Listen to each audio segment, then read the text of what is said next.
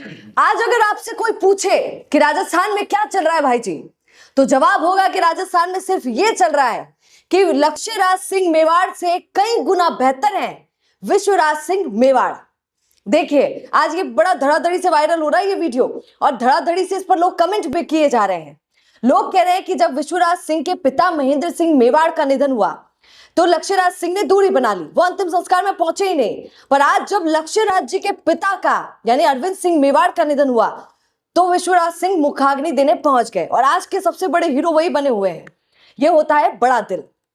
आज काफी लोग ये सोच रहे होंगे कि क्या रिश्ता है लक्ष्यराज सिंह और विश्वराज सिंह का, क्योंकि कई लोगों को नहीं पता है क्यों ये दोनों युवराज एक दूसरे से बोलते नहीं है, कौन सी नाराजगी इनमें ऐसी है। तो चलिए आज थोड़ी सी बात इसी पर कर ली जाए। राजस्थान के मेवाड़ी युवराजों की इस लड़ाई की पूरी कहानी क्या है, सुनिएगा। बड़ी इंटरेस्टिंग कहानी है इन लोगों की, क्योंकि ये मेवाड़ राजघराना कभी बाप बेटे के मुकदमे की वजह से भी चर्चा में रहा है। भाई साहब, संपत्ति को लेकर भाई भाई की लड़ाई खूब सुनी, पर बाप बेटे की लड़ाई की मिसाल मेवाड़ का राजघराना है। सबसे पहले ये फोटो देखिए, आपको ये पूरा फोटो नजर आ रहा है, ध्यान से देख लीजिएगा। महाराणा प्रताप उनके वंशज हैं। महाराणा प्रताप के बाद 19 महाराणाओं को हटा दीजिए, मतलब वो जो चले गए। उनके बाद है भूपाल सिंह, फिर आते हैं उनके बेटे भगवत सिंह।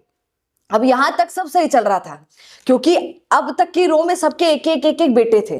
अब ये तो सही बात है कि एक बेटा घना चौका, जयानी 2 हुआ तो ऐस की तैस, क्योंकि फिर बंटवारा करना पड़ता है। भगवंत सिंह के हो गए हैं 2 बेटे। अब यहीं से कहानी शुरू। एक महेंद्र सिंह और दूसरे का नाम है अरविंद सिंह, सुनिएगा। जिसमें महेंद्र सिंह का बेटा विश्वराज सिंह और अरविंद सिंह के बेटे लक्ष्यराज सिंह। लक्ष्यराज और विश्वराज याकू दादो गजब को निकले भाई साहब। भगवत सिंह मेवाड़, जिनका इनका यही नाम है, दादा का नाम भगवत सिंह मेवाड़, बड़े ही अलग किस्म के राजा थे। उन्होंने अपनी संपत्ति को बेचना और लीज पर देना शुरू कर दिया। उनकी सोच थी यार काय करला अतरा धन को बेचो भाई साहब जम्र। तो मतलब आदमी देखिए कैसे, राजा ऐसा कि जो भी संपत्ति उसकी थी सरकार को दिए जा रहा था और पैसा लिए जा रहा था।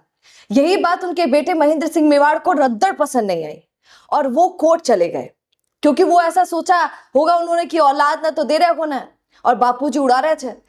सच बता रही हूं, अगर कोई आम आदमी ऐसा करे, मतलब कोई आम फैमिली हो, कोई मिडिल क्लास, कोई नॉर्मल फैमिली हो, जिसके बेटे ने ऐसा कर दिया कि कोर्ट तक चला गया, तो पिताजी पहले तो लगाएंगे 2 और फिर बिठाएंगे घर पर ये तो ठहरे राजा महाराजा। बेटे ने मुकदमा किया तो पिताजी भगवत सिंह नाराज हो गए। उन्होंने कोर्ट में कहा कि यह प्रॉपर्टी अविभाज्य है, यानी इसे बांटा नहीं जा सकता। और इन्हीं पिताजी ने फिर अपने छोटे बेटे यानी अरविंद सिंह मेवाड़ को संपत्तियों का एग्जीक्यूटर बना दिया, मतलब मालिक समझिए। बड़े बेटे को छोड़ दिया और पूरी संपत्ति उनके नाम कर दी, छोटे बेटे के नाम।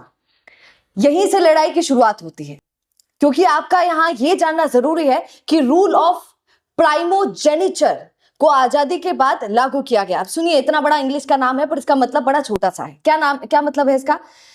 इसका मतलब यह है कि राजा का बड़ा बेटा ही राजा होगा, संपत्ति उसी की होगी।